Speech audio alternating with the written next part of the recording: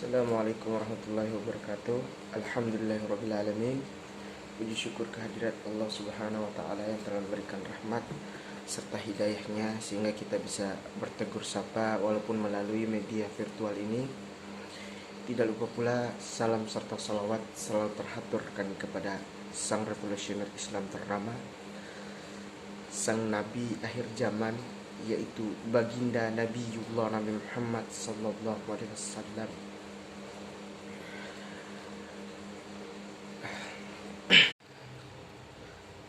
Adik-adik, di pertemuan kali ini kita akan membahas submateri kedua, sumber hukum Islam yang muttafaq atau sumber hukum Islam yang disepakati, yang dimana sub keduanya adalah hadis. Hadis merupakan perkataan, takrir Nabi, perbuatan Nabi yang segala macam yang dilakukan Nabi itu yang dijadikan sumber hukum kedua setelah Al-Quran. Hadis mengenai perkataan Nabi yaitu hadis qauliyah. Kemudian hadis mengenai perbuatan Nabi yaitu hadis fi'liyah. Kemudian hadis mengenai ketetapan Nabi yaitu hadis takriliyah.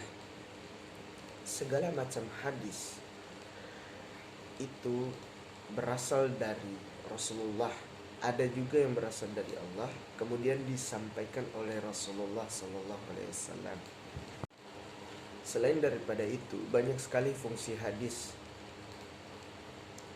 Sebagaimana yang kita ketahui, tadi sudah Bapak jelaskan terkait fungsi apa itu hadis, yang dimana perbuatan, ketetapan perkataan Nabi, yang dimana jikalau kita mengikuti sunnah beliau, maka insya Allah segala macam aktivitas kita akan berjalan dengan baik.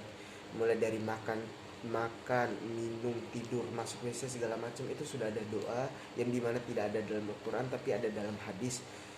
Maka dari itu hadis adalah penyempurna dari kitab kita yang awal yaitu Al-Quran. Bukan berarti Al-Quran tidak sempurna, tetapi Al-Quran sudah sempurna, tapi butuh penjelasan secara mendalam yaitu melalui perkataan, takrir, ucapan, perbuatan Nabi ini yang menjadi penyempurna dari Al-Quran atau yang menjadi pemberi pemahaman bagi kita.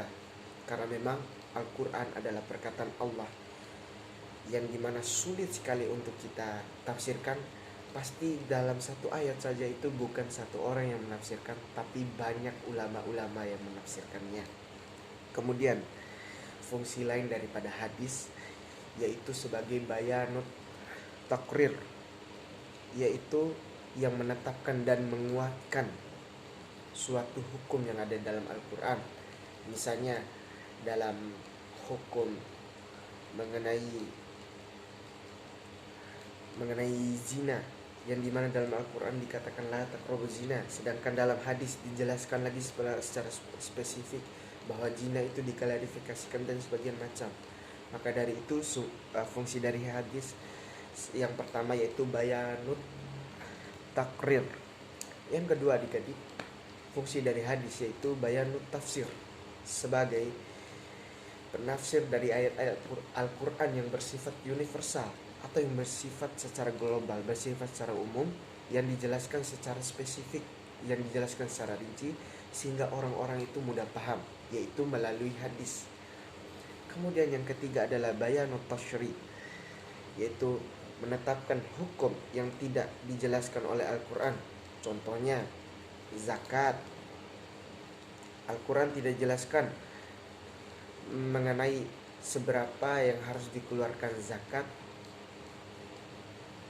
oleh muslim, mengenai berapa yang dikeluarkan zakat, zakat malnya berapa, zakat fitrahnya berapa, itu dijelaskan dalam hadis. Selain daripada itu adik-adik,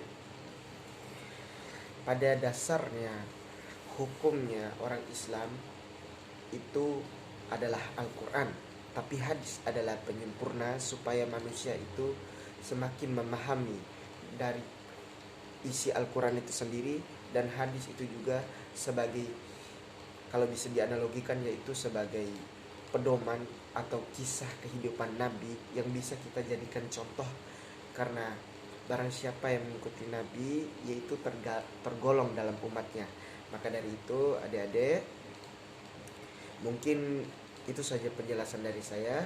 Semoga kita bisa bertemu secara tatap muka, karena memang menurut saya belajar secara tatap muka itu lebih efektif, lebih kolektif dan kolegial juga dalam proses pembelajaran. Maka dari itu, apabila ini pertemuan pertama kita di kelas kalian, saya mengucapkan salam kenal, dan nanti akan saya kirimkan terkait nama dan segala macam terkait pengenalan. Mungkin di video ini tidak saya cantumkan. Sekian, kurang dan lebihnya, wallahul muwaffiq ila aqwamit thoriq. Wassalamualaikum warahmatullahi wabarakatuh. Oh ya adik-adik, banyak maaf saya lupa. Ada 2 pertanyaan lagi terkait materi kali ini. Yang pertama, kenapa hadis dikatakan sebagai sumber hukum kedua setelah Al-Quran? Yang ketiga, apabila ada orang yang menyatakan bahwa jikalau ada yang menyatakan kalau Al-Quran sempurna, kenapa harus ada hadis? Apakah Al-Quran itu tidak sempurna? Coba jelaskan fungsi hadis terhadap Al-Quran. Sekian, mungkin itu saja dari saya. Bisa panggil Kak atau Bapak ya. Sekian. Wassalam.